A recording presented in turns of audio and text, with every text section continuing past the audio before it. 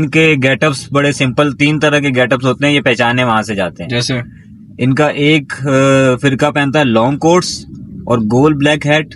वो जो छोटी सी हैट होती है, छोटी नहीं, अच्छा लॉन्ग हैट होती है। Cowboy type. काउबॉय की तो कब होता है ना, बिल्कुल राउंड, जिसमें से ये जादूगर कबूतर निकालते हैं टाइप। अच्छा अच्छा अच्छा, ठीक है ठीक है। गहरी। ये कौन से होते हैं? गोल ऑर्थोडॉक्सी होते हैं, अल्ट्रा ऑर्थोडॉक्सी होते हैं, मतलब 3 गेटअप रखते हैं ये। ठीक है, एक ये हो इनसे गया। इनकी पहचान होती है। ठीक है। एक वो होते हैं जो छोटी टोपी रखते हैं, इंडियाना जॉन्स टाइप टोपी रखते हैं। ठीक है। ठीक है। और एक होते हैं जो छोटी टोपी रखते हैं सर पे, जो ये वाली है। हाँ ये वाली टोपी। ये वाली तो मोस्टली कॉमन है, बट इनमें ज्यादा इनकी आसान शनाख्त ये है कि ये लोग अपना ऊपर से गंजा करवाते हैं, हाँ टिंड करवाते हैं, और ये जो कलमें होती हैं ये लंबी छोड़ते हैं। हाँ। अच्छा। या- अस्सलामु अलैकुम, I am a rock star and channel to my welcome. आज उठाऊं तो सर ऐसा दर्द हो रहा है कि आई डोंट नो क्या हुआ है। कल मैं सुबह सोया हूँ, मतलब आज सुबह सोया हूँ 7-8 बजे और 2-3 बजे उठ गया हूँ मैं। तो लाइफ इज बिन थोड़ी सी टायरिंग। तो कल का जो सेशन था दैट वाज रियली गुड। सो अभी आज हम जा रहे हैं कहाँ, आई डोंट नो।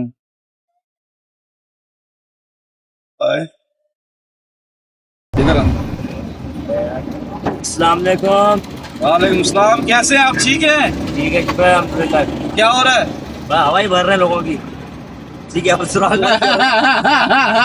एक बड़ा हॉट टॉपिक चल रहा है पूरी दुनिया में, that is Iran war on Israel. और उससे रिलेटेड थोड़ी सी हिस्ट्री आज आपको सुनाएंगे। वो हम कहाँ से सुनाएंगे?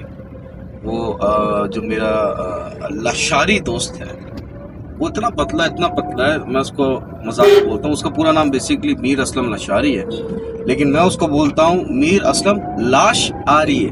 इतना पतला सूखा है वो, मतलब एक टाइम पे वो मिस्टर कराची भी रह चुका है। यू वोंट बिलीव इट, मैं उसकी पुरानी पिक्चर्स भी दिखाऊंगा।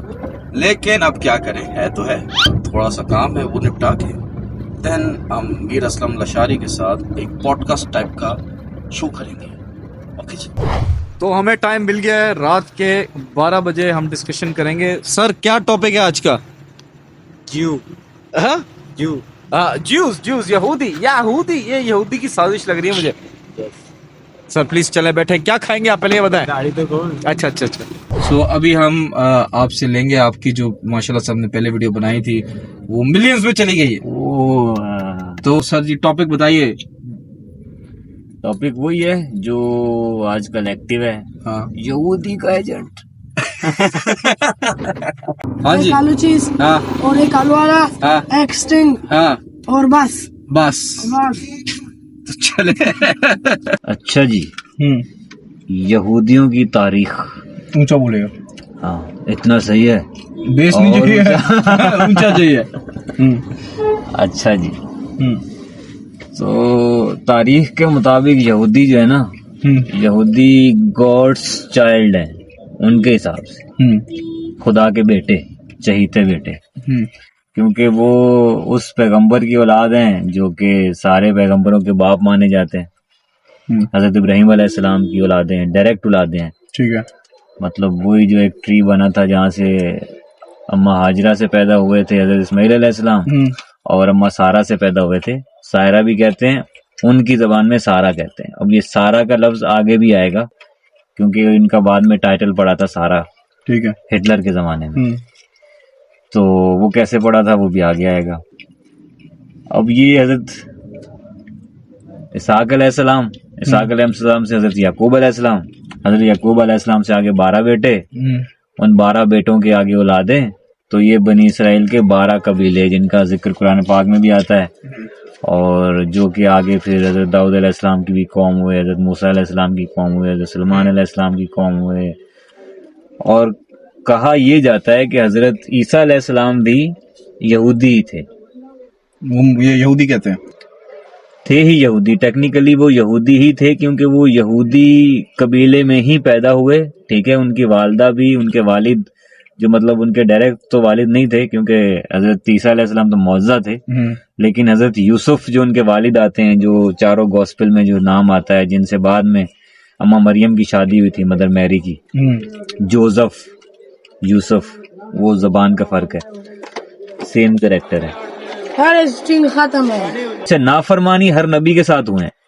हर नबी ने थोड़ा सा जहाँ पे इनको रिलीफ दिया, ये लोग दो ग्रुप्स बने, एक बिलीवर्स का, एक नॉन बिलीवर्स का। ठीक है। नॉन बिलीवर्स वाले वो थे जो नाफरमानियां करते थे और फिर आसमान से सजाएं भी आती थी, क्योंकि जो जितना चहीता होता है उसकी सजा भी उतनी सख्त होती है। तो हज़रत दाऊद अलैहिस्सलाम के टाइम पर एक टाइम ऐसा भी आया जब 1200 लोग बंदर बन गए थे। अच्छा, शक्लें पूरी जिसामत के तौर पे वो ट्रांसफर हो गए थे बंदरों में। ठीक है। अब ये नहीं कहा जा सकता कि उनकी नस्लों से कोई बंदरों की नस्ल चली है या नहीं चली। ये डार्विन है, डार्विन की जो थ्योरी है, थ्योरी ऑफ एवोल्यूशन, उसके मुताबिक तो खैर इंसान जो है वो, उसकी थ्योरी में तो इंसान बिल्कुल एक एटम से पैदा हुआ, एक छोटे सी ऐसी चीज से पैदा, समंदर में पैदा हुआ ना। उसकी थ्योरी में तो समंदर में पैदा हुआ, फिर पूंछ निकली, फिर पांव निकले, रेप्टाइल्स बने, फिर वहां से ये अगले पांव छोटे होते गए। लंबी हिस्ट्री है। नहीं ना, वो बोलते हुए वो बुरा लगेगा ना, लोग कहेंगे यार खाते हुए नहीं बोलते, बैड मैनर्स होते हैं। अच्छा, दे मैं तो थोड़ा सा लियो, सारा नहीं चाहिए। लोग देंगे ना, ये ला। ले। बेसिकली जो यहूदियों का फैक्टर है उस पर हम डिस्कशन कर रहे हैं। ये बताएं कि बहुत तरह के यहूदी होते हैं, ठीक है। जैसे कि लिबरल, अभी हम तो मुसलमान एक ही होते हैं, लेकिन टर्मिनोलॉजी बना देते हैं लोग, लिबरल मुस्लिम, एक्सट्रीमिस्ट मुस्लिम, ये करके वो करके। तो वहां पे भी कोई लिबरल सेक्टर होगा, वहां पे भी कोई एक्सट्रीमिस्ट सेक्टर होगा। यार बहुत सारे फिरके होते हैं, जैसे हमारे बहुत सारे फिरके हैं, ठीक है, ऐसे यहूदियों में भी बहुत सारे फिरके होते हैं। अब उसके अंदर मेन जो है ना, वो 3-4 फिरके मेन है, अंदर तो बहुत ज्यादा है उनके भी, जिसमें ज़ायनिस्ट एक फिरका कहलाता है, दूसरा फिरका ऑर्थोडॉक्स कहलाता है, तीसरा है अल्ट्रा ऑर्थोडॉक्स। अल्ट्रा ये प्रोमैक्स है, प्रोमैक्स, ठीक है। ये अल्ट्रा इसलिए कहलाता है कि ये बिल्कुल एक्सट्रीमिस्ट फिरका है, जिसके अंदर मतलब ये बिल्कुल अपने जो बेसिकली जो इनके रिचुअल्स हैं उनको नहीं छोड़ते ये लोग, ठीक है। कट्टर मजहबी। हाँ, ऑर्थोडॉक्स का मतलब होता है कि मतलब कट्टर जो होता है ना, हरीदी कहते हैं उसको उर्दू में, लेकिन कट्टर जो है वो होते हैं ये। और ये इतने तकरीबन अगर इस वक्त दुनिया में तकरीबन 10 से 15 लाख जो है ये लोग मौजूद हैं पूरी दुनिया। कट्टर है, ये कट्टर है, ठीक है। इनके गेटअप्स बड़े सिंपल, 3 तरह के गेटअप्स होते हैं, ये पहचाने वहां से जाते हैं। जैसे इनका एक फिरका पहनता है लॉन्ग कोट्स और गोल ब्लैक हैट। वो जो छोटी सी हैट होती है, छोटी नहीं, अच्छा, लॉन्ग हैट होती है, काउबॉय टाइप। काउबॉय की तो कर्व होता है ना, बिल्कुल राउंड, जिसमें से ये जादूगर कबूतर निकालते हैं टाइप। अच्छा, ठीक है। गहरी। ये कौन से होते हैं? गोल ऑर्थोडॉक्सी होते हैं, अल्ट्रा ऑर्थोडॉक्सी होते हैं, मतलब 3 गेटअप रखते हैं ये, ठीक है। इनसे इनकी पहचान होती है, ठीक है। एक वो होते हैं जो छोटी टोपी रखते हैं, इंडियाना जोन्स टाइप टोपी रखते हैं, ठीक है, ठीक है। और एक होते हैं जो छोटी टोपी रखते हैं सर पे, जो ये वाली। हाँ, ये वाली टोपी, ये वाली तो मोस्टली कॉमन है, बट इनमें ज्यादा इनकी आसान शनाख्त ये है कि ये लोग अपना ऊपर से गंजा करवाते हैं, हाँ, टिंड करवाते हैं, और ये जो कलमें होती हैं ये लंबी छोड़ते हैं। हाँ, अच्छा, यहाँ से गंजे होते हैं ऊपर से, ये कलमें लंबी छोड़ते हैं। ये सब ये भी गंजे? हाँ, ये सिर्फ कलमों वाला हिस्सा जो होता है ना, ये वाला हिस्सा, ये पार्ट है बस, ये वाला पार्ट। ये लंबा छोड़ते हैं तो वो छल्ले छल्ले छल्ले छल्ले बन के लटक जाते हैं। उसके ऊपर ये लोग हैट पहनते हैं वो वाली, ठीक है, ठीक है। हो गया, ये हो गया अल्ट्रा। अब इनकी इस वक्त जो है ना, वो जो कम्युनिटी है वो जो फलस्तीन में रह रही है, इसराइल में, जो अभी इसराइल हो चुका है, उसमें जो रह रही है कम्युनिटी, वो लोग ये काम करते हैं कि वो कुछ काम नहीं करते। क्या करते हैं वो कोई काम नहीं करते, ठीक है। आजा बैठ जा पीछे। हाँ, बोलो। आजा, बताता हूँ कि तुम लोग कहाँ से आए थे। हाँ, फिर तो अब वो जो है कोई काम नहीं करते, एक्सट्रीम मजहबी होते हैं। अच्छा, इनकी इतनी अक्सरियत होती है कि किसी भी पार्टी को हुकूमत में लाने के लिए इनका वोट बहुत जरूरी होता है। अच्छा, तो ये लोग अपना वोट प्ले करते हैं, मतलब वोट वाला कार्ड खेलते हैं अपना। जिस भी इनकी शर्त ये होती है कि हम जिसकी भी हुकूमत में हम अपना वोट कास्ट करेंगे, उसके बदले में वो हमें मंथली टैक्स देगा, मतलब मंथली फी कस वो हमारा मुआवजा मुकर्रर करेगा, ठीक है, कि इतना मुआवजा आपने हमें मंथली देना है, आप हमें सिक्योरिटी देंगे और हमें कोई काम नहीं करना हुकूमत का, है, फारिग रहते हैं। तो करते क्या फारिग टाइम में? फारिग में ये स्टडी करते हैं मजहब को। अच्छा। सिर्फ मजहब, मतलब एक्सट्रीम मजहबी लोग गवर्नमेंट से टैक्स ले रहे हैं? गवर्नमेंट से टैक्स ले रहे हैं, वोट के बदले में सिक्योरिटी ले रहे हैं, प्रोटेक्शन ले रहे हैं। ये उस चीज को नहीं मानते। मिसाल के तौर पे जैसे एक कटर सिख होते हैं, कटर सिख जो होते हैं ना वो नेचुरलिस्ट होते हैं, मतलब वो जिस्म का कोई भी बाल नहीं काटते।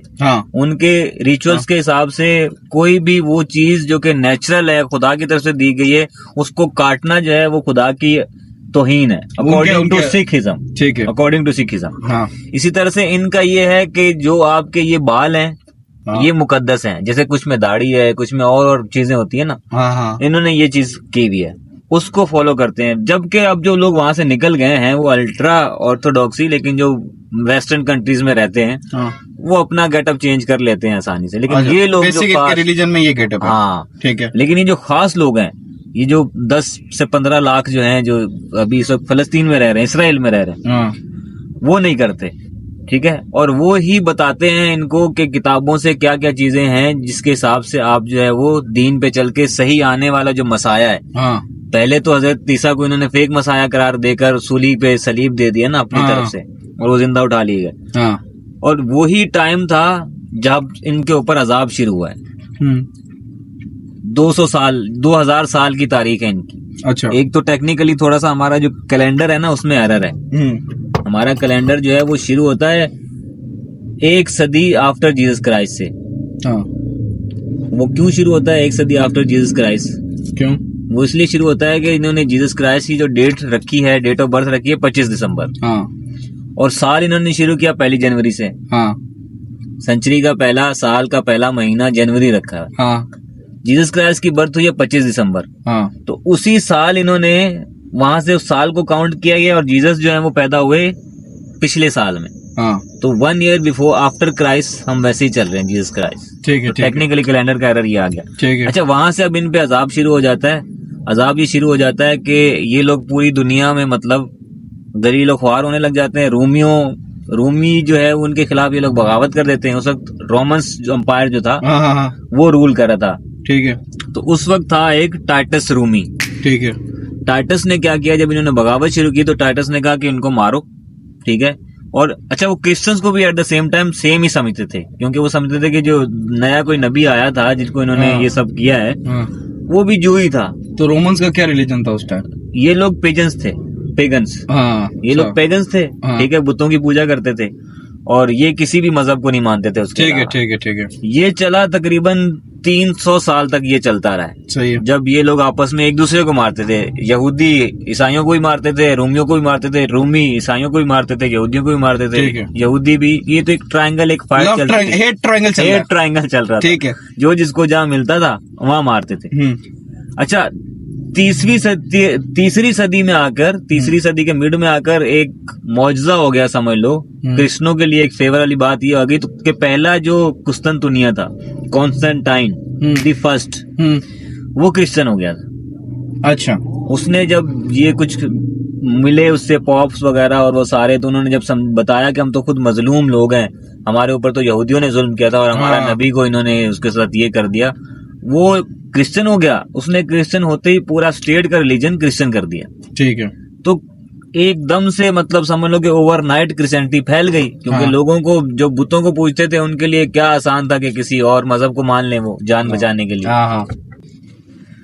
तो उसके बाद फिर यहूदियों का एक टाइम शुरू होता है जिसको डायस्पोरा कहते हैं। डायस्पोरा कहते हैं इस टाइम को, ये टर्म यूज हुई इनके लिए।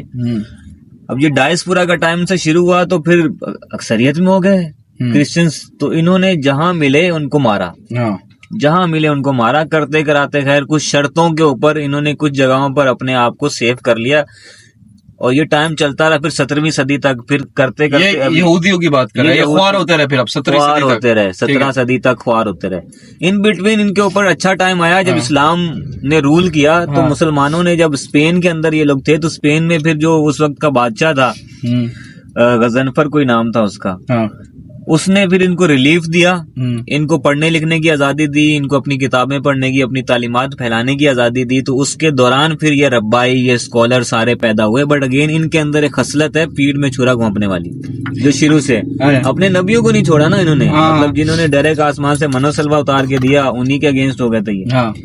तो फिर इनका वो टाइम शुरू हो गया।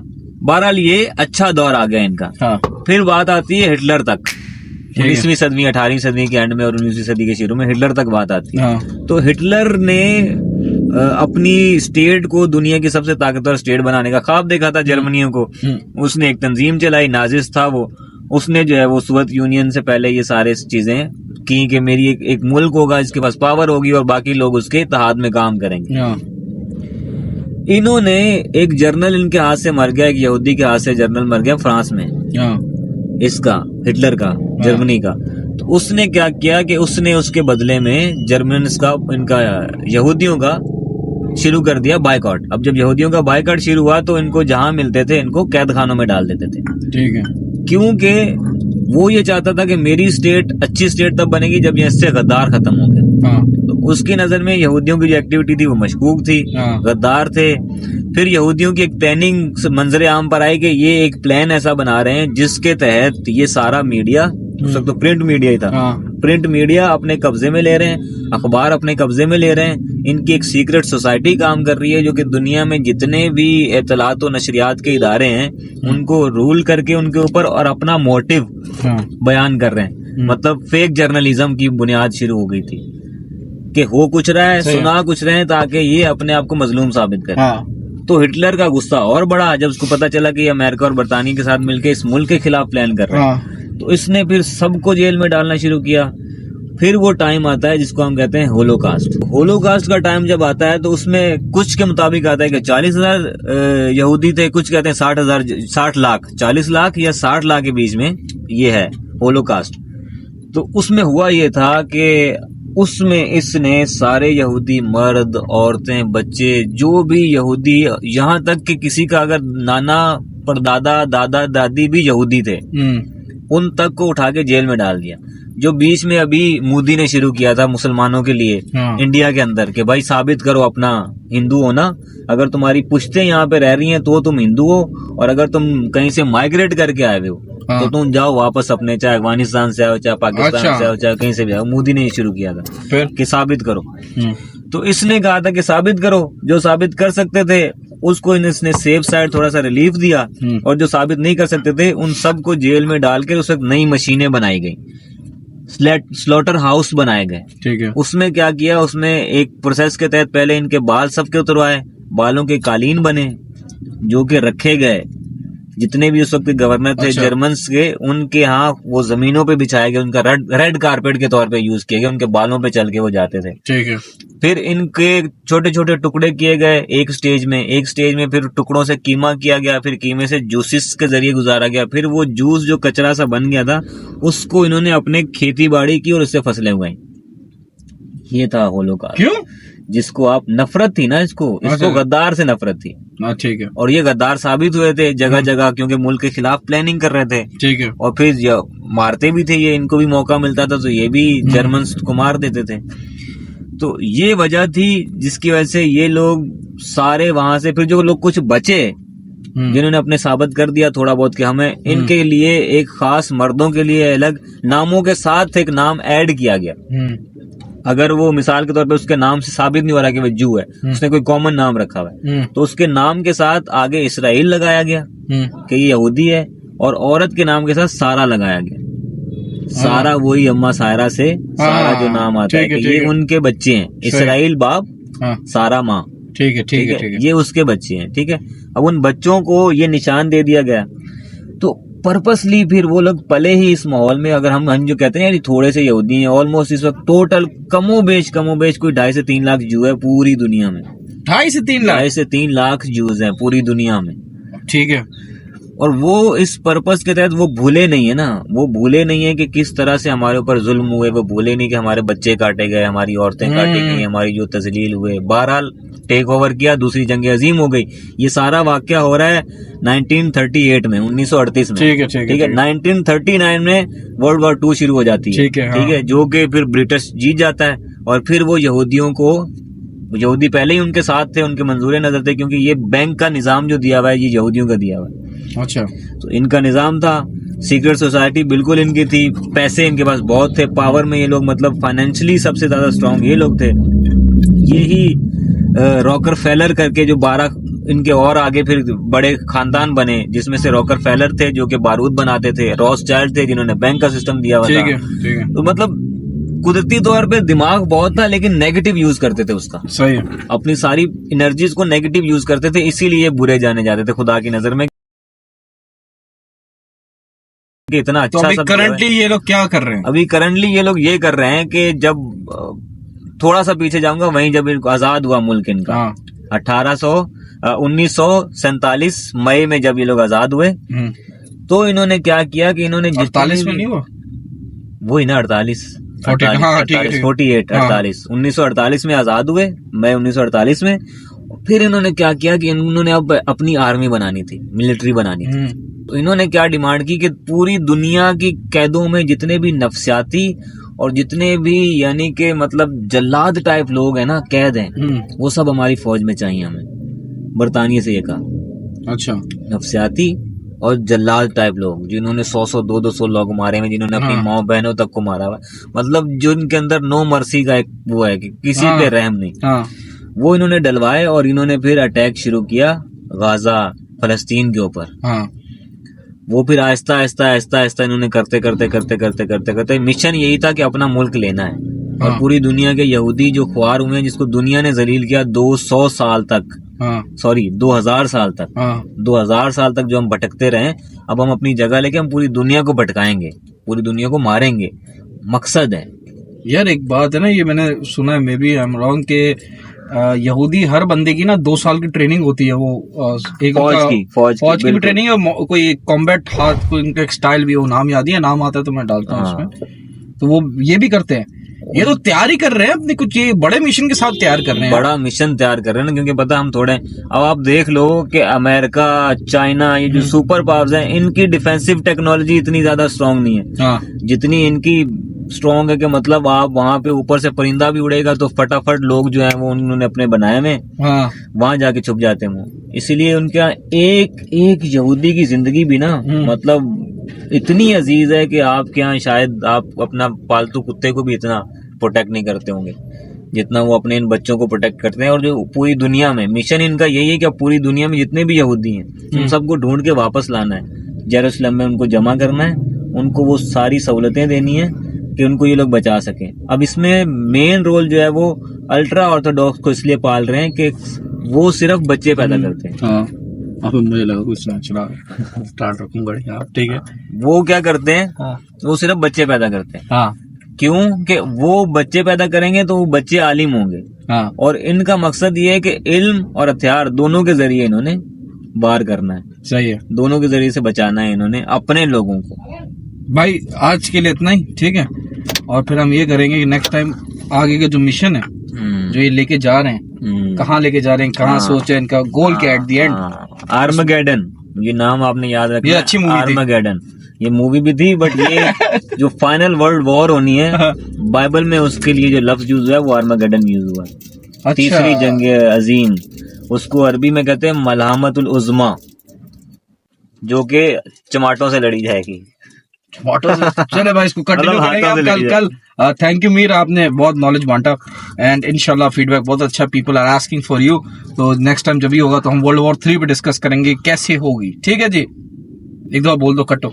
यस, और नहीं कटो से पहले एक जरूरी चीज कि आपको किसी भी चीज में कोई भी बात आपको लगता है कि इसका रेफरेंस आपको चाहिए, आप कमेंट में पूछिएगा कि ये बात कहाँ लिखी हुई है, इसका रेफरेंस कहाँ से। जाहिर सी बात है, मतलब अंधा एतमाद आप क्यों करेंगे मेरे ऊपर, जो आपको लगता है मामे का लड़का मामे का लड़का है। इस तरह तो बहुत लोग बातें करके चले जाते हैं। तो आपको चाहिए, अगर कोई हिस्टोरिकल रेफरेंस चाहिए, किसी किताब का रेफरेंस चाहिए, किसी हदीस का रेफरेंस चाहिए, तो आप नीचे कमेंट बॉक्स में लिखिएगा, हम उसकी तस्वीर आपके साथ शेयर कर देंगे। यस यस, लिंक और हम तस्वीर भेज देंगे, ठीक है। Thank you so much.